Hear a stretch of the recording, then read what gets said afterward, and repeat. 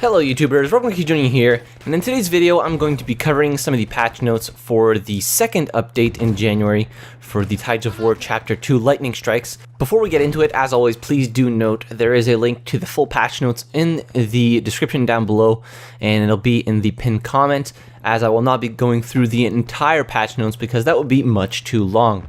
So without further ado, let's jump right into this. So there will be a new vehicle, the Sturmgeschütz 4. I'm not sure if I pronounced that right, and I know the release with all of the chapters and weeks for everything is a little bit convoluted and complicated, so that will be coming the 5th week of the second chapter of Tides of War of the Chapter 2. So yeah, I know it's kind of complicated, and it should be a little bit more simple to know when what is releasing. There have also been practice range improvements.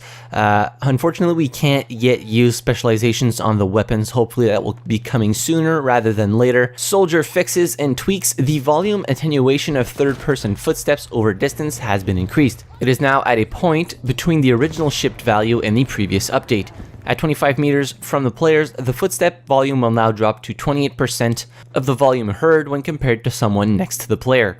This compares with the previous update value of 71% and an original ship value of 10%. Footstep sounds on snow have had their perceived volume reduced slightly, fixed a bug where players were unable to deploy if they had been killed by dynamite and then almost got revived by a medic, made multiple bipod deploy detection improvements on different surfaces that would previously be ignored or tend to easily not connect. So that is great. Bipod weapons and bipods in general were just a complete mess, so that is great to see. Transitioning to prone is no longer possible if there is not enough space to fit the player. Fixed an issue where it wouldn't be possible to damage players performing a high vault. Increased the minimum vault height when players are moving forward with a minimum forward velocity of 1 meter per second. This improvement will reduce situations where players will vault over small height obstacles, rubble, instead of simply jumping. That is a great improvement. General vaulting improvements as a whole. Players are no longer vaulting stairs when trying to jump while running. Added a faster ledge grab animation that can be triggered when falling for a short duration. Improved the slow ledge grab animation to make it less jarring. Made the detection of ledge grab continuous when pressing and holding the vault key while falling. Improved tracking of enemy soldiers by reducing the leaning on turns and sharp direction changes animations. This will keep the soldier's upper body steadier and bring more consistency to combat, mostly with rifles and pistols. Fixed an issue where the transition between kill card and bleed out would be delayed for a minimum of 3 seconds.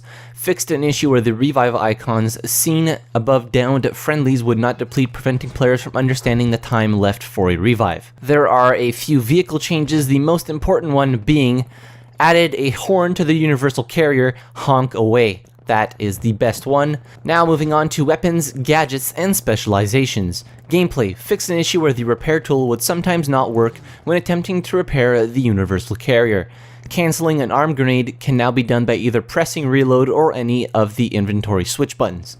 Aiming down sight animations with all weapons and all sights have been revamped to better reflect the correct point of aim while strafing and walking. All rifles, SMGs, LMGs, and shotguns now have improved visual stability across all scopes, and firing a first shot will be much more accurate. The transition animation from stand to crouch while in ADS has been improved to better match the accuracy changes. Visual. Removed the floating bullets when getting shipments to the armory for the Bren gun. Fixed an issue where SMG magazine parts would sometimes disappear when swapping from the smoke grenade launcher back to the primary weapon. Fixed an issue where the M1907 SF iron sight was obstructed by some muzzle customizations. AT mines should no longer appear as floating in the air for players joining after those mines have been placed. Maps and modes. Frontlines. Fixed several issues with frontlines that were causing the game mode to be played with the wrong number of players, the HUD to be missing, and some text strings not showing the correct information. Fix an issue where players could be notified that their deploy point is no longer available when attempting to spawn.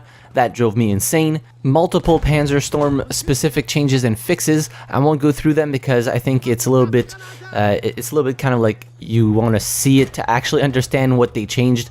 UI, HUD options, and assignments added support for separate aim assist options for soldiers and vehicles, added a free look decouple option for pilots. Players can now assign a button for taking screenshots. The heal button now gets highlighted when the player should use a health pack, although it is a little bit too big. The UI for health now turns yellow when healing to better show the amount of health that has been healed. The bleed out circle is now properly showing the state of down soldiers, so that medics can once again better prioritize who to revive. In Squad Conquest, players will now be able to give objective orders even if the flags are in a neutral state. Players should no longer get the message, the class you have selected is violating the server rules when selecting a new weapon that was unlocked in the previous round. That is fun because that was also really annoying. Netcode related UI improvements, they now added the HUD aim lead indicator to show players that have a high ping that they need to actually compensate for that. Added an option that lets players select the network performance graph to show if there are problems, and added the ability to resize and reposition the network graph. That's good if you feel like you're having connection problems on the servers or something like that. This will give you a good idea of what is happening. Multiple crash fixes and stability improvements. PC-specific improvements, players joining on friends that are on a full server will now be placed in the queue instead of being prompted by the squad is full error message. Xbox One specific improvements fixed an issue which could result in a black screen if players resumed the game from standby mode after having played single player. The chat window is once again visible. PlayStation 4 improvements, the chat window is once again visible, and the game will now show the player's PSN profile when pressing the L3 button while navigating platoon members in the Find Platoon screen. So that is pretty much all of the patch notes which I wanted to cover. I didn't want to drag the video on for too long. Again, in the description, in the top pinned comment, there'll be a link to the full patch notes if you want to go through the entire patch notes. It is a total of 11 pages. Let me know which fixes you think are the best and which fixes you would want to see implemented sooner rather than later. While you're down there, be sure to hit the like button if you enjoyed the video, subscribe to the channel if you haven't already, and as always, thank you very much for watching. I really appreciate it, and I'll see you guys in the next video. Have a good one.